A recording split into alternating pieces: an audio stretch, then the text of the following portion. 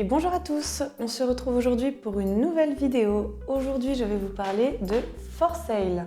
For Sale, c'est un jeu pour 3 à 6 joueurs dans lequel vous allez vous mettre dans la peau d'un agent immobilier. Acheter les meilleures maisons au plus bas prix et ensuite essayer de les revendre. Mais attention, dépouillez vos adversaires. Le jeu est accessible à partir de 10 ans. Il est édité chez Yellow. Alors ce que j'aime bien avec cette édition, c'est le format des boîtes, toutes petites, mais qui contient souvent un beau jeu. C'est parti! Dans la boîte, on va y trouver une règle du jeu, 30 cartes maison numérotées de 1 à 30, l'habitation 1 étant la plus misérable. Plus on avance, plus les maisons deviennent prestigieuses. Oui, il faudra quand même attendre un petit peu avant d'arriver à quelque chose de pas trop mal. Voilà. On a aussi 30 chèques allant de 0 à 15 000. Ainsi que 84 billets, tous de même valeur, 1000 $.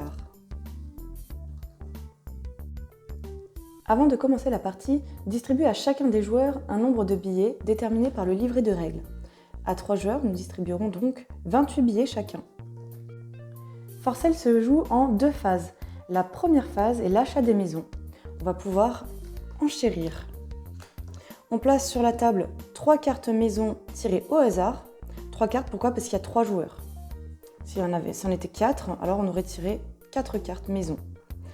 Chacun à son tour, les joueurs vont décider de miser un certain nombre de billets pour pouvoir acquérir la meilleure des maisons ou la maison qu'ils souhaitent acquérir.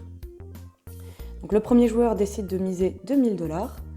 Le deuxième joueur est obligé de surenchérir, donc lui place 3 billets. S'il l'avait voulu, il aurait pu mettre plus, bien évidemment. Enfin, le troisième joueur, lui, décide de placer 4 billets. Sachant que là, en mise, il y a quand même la carte la plus forte du jeu, la maison numéro 30. Maintenant qu'on a fait un tour d'enchères, le premier joueur va devoir être obligé de placer jusqu'à 5 billets, ou alors il peut décider d'arrêter. Dans ce cas, s'il arrête, il perd la moitié de sa mise, hop, qui est défaussée, et peut récupérer la maison de plus faible valeur. Donc là, c'est ce qu'il fait, il récupère la maison numéro 7. Reste en jeu maintenant ces 2 joueurs. Le deuxième joueur, lui, décide également d'arrêter. Donc, il récupère la moitié arrondie au supérieur, donc 2 billets. Et celui-ci est défaussé. Il récupère ensuite la maison de plus faible valeur, qui reste sur la table.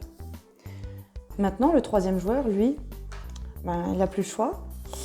Il perd la totalité de ses billets et récupère la maison la plus forte. On continue ainsi jusqu'à épuisement total de toutes les maisons, en essayant d'acquérir les meilleures maisons afin de les revendre lors de la deuxième phase plus cher que ce que vous l'avez acheté. Lorsque toutes les maisons ont été achetées, la première phase est alors terminée. Chacun des joueurs va se retrouver alors avec 10 maisons qu'il aura achetées. Il leur restera aussi plus ou moins de billets. Il se peut aussi qu'un joueur commence la deuxième phase avec 0 billet. Lors de cette deuxième phase, mélangez le paquet de chèques et vous allez en disposer 3 sur la table. 3 pour les 3 joueurs. Donc je rappelle, la valeur va de 0 à 15 000. Et maintenant, chacun des joueurs va secrètement sélectionner une maison pour essayer de la vendre et récupérer le meilleur chèque. Sachant que là, il y a un 0, on va essayer quand même de miser assez fort. Donc le premier joueur, lui, choisit le 25, qui place face cachée. Le deuxième joueur, lui, se dit « Oh, il y a quand même un 15 000, alors je vais miser 29. » Et le troisième joueur choisit le 30. Vous pouvez choisir ce que vous voulez comme maison.